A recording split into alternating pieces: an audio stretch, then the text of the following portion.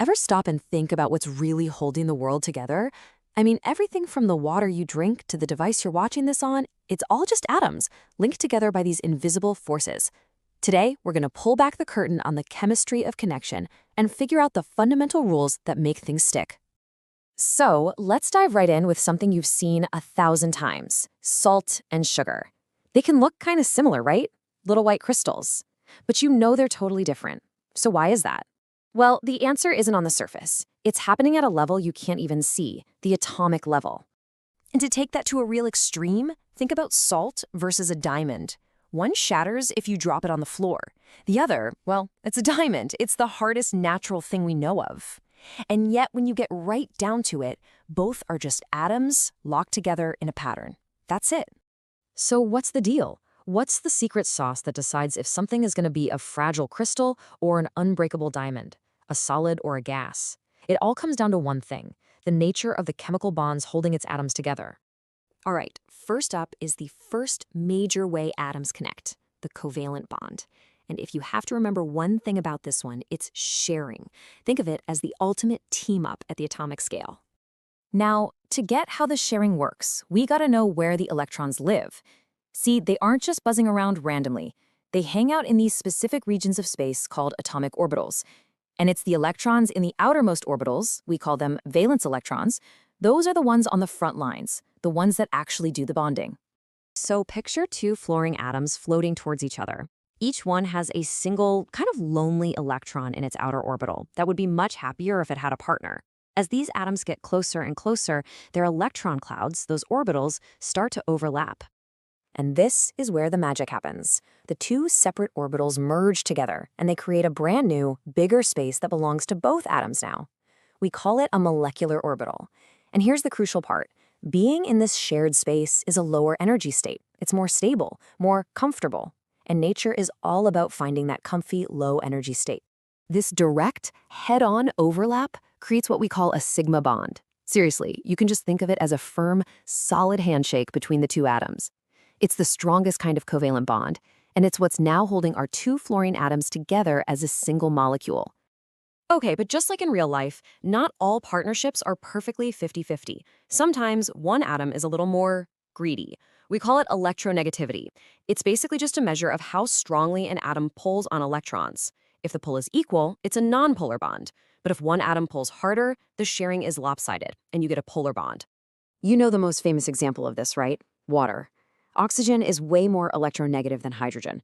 So in an H2O molecule, the shared electrons spend a lot more of their time hanging out around the oxygen atom.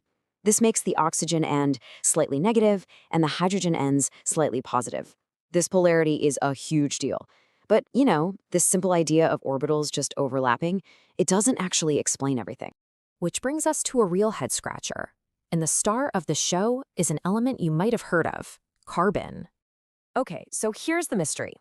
Based on what we just learned, that bonding happens with unpaired electrons, carbon should only be able to make 2 bonds, period. But it doesn't. We know for a fact it makes 4.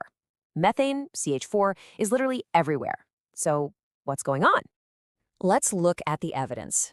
In its normal state, carbon has a pair of electrons tucked away in its s orbital. They're happy, not looking to bond. Then it has just 2 single electrons in its p orbitals. That means there are only 2 spots available for a handshake. So what gives? How does it make 4? The answer is this really cool, really clever idea called hybridization. It's like this.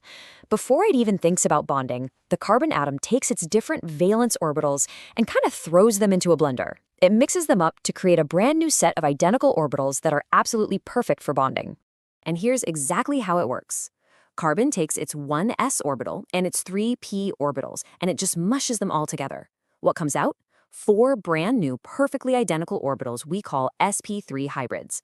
Now, each one has a single electron, ready and waiting to form a strong sigma bond. And just like that, 4 bonds. Mystery solved. So, that's the whole story of sharing. But what happens when that atomic greed we talked about goes to an extreme? What if one atom is so strong it doesn't just hog the electrons, it rips them away entirely? Well, that's where we get our second major type of bond, the ionic bond. Yeah, forget teamwork, an ionic bond is a straight-up heist. One atom, usually a metal, gives up an electron, and another atom, a nonmetal, just takes it. This complete transfer means they aren't neutral atoms anymore. They become these charged particles we call ions. And what's cool is you can actually predict this just by looking at the periodic table. It's like a map. You've got the givers, the metals, over on the left side, who tend to lose electrons. And you've got the takers, the nonmetals, on the right side, who are eager to gain them. You put a giver and a taker together, and you're probably going to get an ionic bond. The poster child for this is good old table salt, sodium chloride. Sodium has one outer electron it's happy to get rid of. Chlorine desperately wants one more to be stable, so sodium just hands it over.